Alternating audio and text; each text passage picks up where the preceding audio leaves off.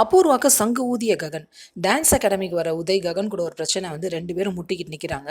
அப்போ டென்ஷன் ஆன உதய் ககன் கிட்ட, உங்கள் அம்மாவுக்கு நடந்துச்சுல அந்த அவமானம்லாம் உனக்கு ஞாபகம் இல்லையா அப்படின்னு வளர்றாரு. பூமிக்கு டென்ஷன் ஆயிடுது.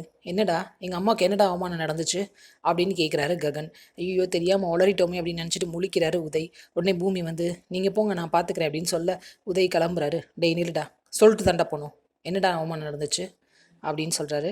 அப்புறம் வந்து பூமி, இல்லை மாமா உங்களுக்கு தெரிஞ்சது தான், அந்த அபூர்வ சித்தி அத்தையை அவமானப்படுத்தினாங்களா அதை தான் சொல்கிறாரு அப்படின்னு சொல்கிறாங்க.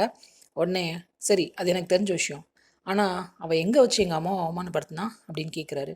எங்கே வச்சா? பூமி வீட்டில் தான் அப்படின்னு உதய் உளறிடுறாரு. இதை சொன்ன உடனே ககனுக்கு அவ்வளோ கோவம் வந்துடுது. அப்போது அப்பா முன்னாடி தான் வச்சு அம்மாவை அவமானப்படுத்தியிருக்காங்கன்னு சொல்லிட்டு அபூர்வாவை நொறுக்கி அள்ளணும்னு சொல்லிட்டு போகிறாரு. அங்கே போனோடனே அவர் வர்றதை பார்த்த சரச்சந்திரா கன்னும் கையுமா நிற்கிறாரு.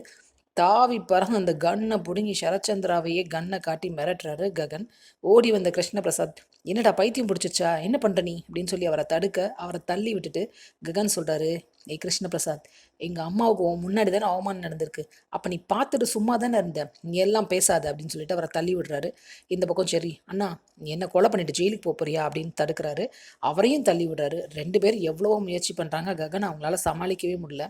அபூர்வா சந்திரா கையை பிடிச்சிக்கிட்டு எங்கள் மாமா விட்டுடுறா அப்படின்னு சொல்கிறாங்க. அப்புறம் மருதாணி சித்தியை மிரட்டுறாரு ககன். சந்திராவை தூணில் கட்ட சொல்கிறாரு. மருதாணி சித்தி அவரை கட்டிட்டு சொல்கிறாங்க, இங்கே பாரு நான் கட்டிட்டேன், இப்போ விட்டுட்டுப்பா அப்படின்னு சொல்கிறாங்க. அண்ணே அவர் சொல்கிறாரு, இனிமே தான் ஒரிஜினல் கதையை ஆரம்பிக்க போகுது மருதாணி அப்படிங்கிறாரு. ஷூட் பண்ணால் இவ இப்போவே செத்து போயிடுவா, அன்னைக்கு எங்கள் அம்மாவுக்கு என்ன நடந்துச்சோ அதே இது இந்த அபூர்வாக்கு இன்னைக்கு நடக்கணும், அதை இந்த ஆள் பார்க்கணும் அப்படின்னு சொல்கிறாரு ககன். எல்லாரும் ஷாக் ஆகுது. கிருஷ்ணபிரசாத் ஷாக் ஆகுறாரு. ஆனாலும் மனசுக்குள்ள ஒரு சந்தோஷம் இருக்கத்தானே செய்யும். அபூர்வா, உனக்கு 2 ஆப்ஷன். ஒன்று, இப்போவே நான் உன்னை கொன்னுடுவேன். இல்லை, எங்கள் அம்மாவுக்கு என்ன நடந்துச்சோ அது உனக்கும் நடக்கும், நீ என்னதுன்னு முடிவு பண்ணிக்கோ, உயிர் வேணுமா இல்லை இந்த அவமானம் மட்டும் போதுமா அப்படின்னு சொல்கிறாரு ககன். அபூர்வாவுக்கு உயிர் மேலே ரொம்ப ஆசையாக இருக்கா, அதனால் அந்த சம்பிரதாயத்தை செய்கிறதுக்கு ஒத்துக்கிறாங்க. அவங்க போட்டு எடுத்துடுறாங்க, வலையில் உடச்சிடுறாங்க. மருதாணி சித்திக்கும் சரச்சந்திராவுக்கும் ரொம்ப டென்ஷன் ஆகுது. தாலியை கலட்டு அப்படின்னு மிரட்டுறாரு ககன். கேபி ஆக்ரோஷம் அப்படி பார்த்துட்டே இருக்காரு அபூர்வாவை. சாரதாவுக்கு என்ன கொடுமை பண்ணு நீ, அனுபவி அப்படிங்கிற மாதிரி இருக்கு அந்த பார்வை. தாலியை கலட்டுன்னு கத்திட்டே இருக்காரு ககன். அபூர்வா தாலியை கலட்ட போகிறாங்க. கரெக்டாக ஒரு கை வந்து தடுக்குது. எல்லாரும் ஷாக் ஆகி பார்க்குறாங்க. அது வேற யாரும் இல்லை, சாரதா தான். அபூர்வாவுக்கே ஷாக்காக தான் இருக்குது. சாரதா கத்துறாங்க, ஏன்டா அப்படிலாம் பண்ணுற அப்படின்ட்டு. ககன் சொல்கிறாரு, அம்மா சும்மா இரு, உனக்கு எவ்வளோ கொடுமை நடந்துச்சு அது இவளுக்கும் நடக்கணும் அப்படின்னு கத்துறாரு. நான் இதை நடத்தியே தீருவேன் அப்படின்றாரு. கோவத்தில் சாரதா ஒரு அறையிறாங்க ககனை. உன்னை எவ்வளோ கொடுமைப்படுத்தினா இவ்வளோ போய் காப்பாற்றணும்னு நினைக்கிற அப்படின்னு சொல்கிறாரு. சாரதா சொல்கிறாங்க, அவங்க செஞ்ச அதே தப்பை நீயும் செஞ்சா உனக்கும் அவங்களுக்கு என்னடா வித்தியாசம் அப்படிங்கிறாங்க. இதை கேட்ட உடனே சரத்சந்திராவுக்கு கடும் அவமானமாக போயிடுது.